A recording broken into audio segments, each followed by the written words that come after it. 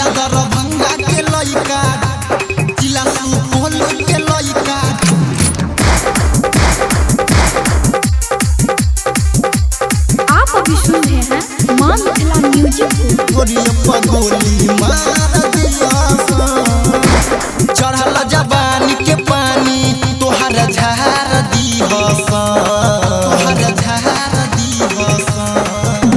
चढ़ल जवानी के पानी तोहर झार दीहस जिला दरभंगा के लइका जिला दरभंगा के लइका जिला दरभंगा के लइका ढोरी पर गोली मार दीहस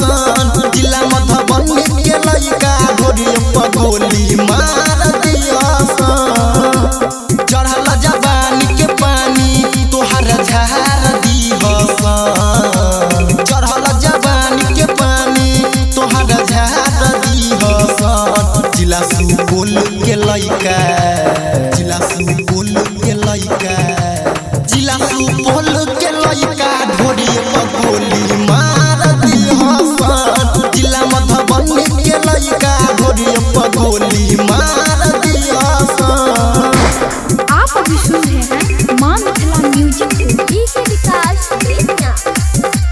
जिला मधुबनी के लइका ढोरी पर गोली मार दीहस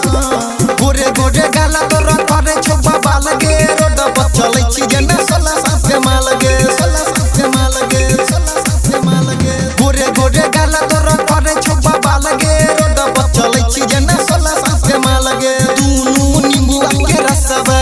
हम गाइड देबोगे दुनु नींबुआ के रसवा हम गाइड देबोगे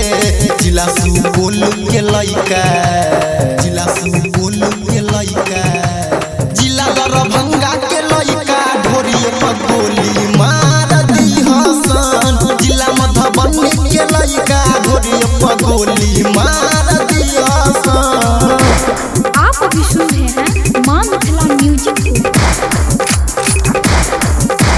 जिला दरभंगा के लइका ढोरी पर गोली मार दीहस कवन के रीम लगा के जालू पढ़े तहरा क देखल का लागे लसलर तहरा क देखल का लागे लसलर कवन के रीम लगा के जालू पढ़े तहरा क देखल का लागे लसलर दिल दीवाना सिंगर चोली फार दीहस दिल दीवाना सिंगर चोली फार दीहस जिला दरभंगा के लइका जिला दरभंगा के लइका जिला सुपौल के लइका ढोरी पर गोली मार दीहस जिला मधुबनी के लइका ढोरी पर गोली मार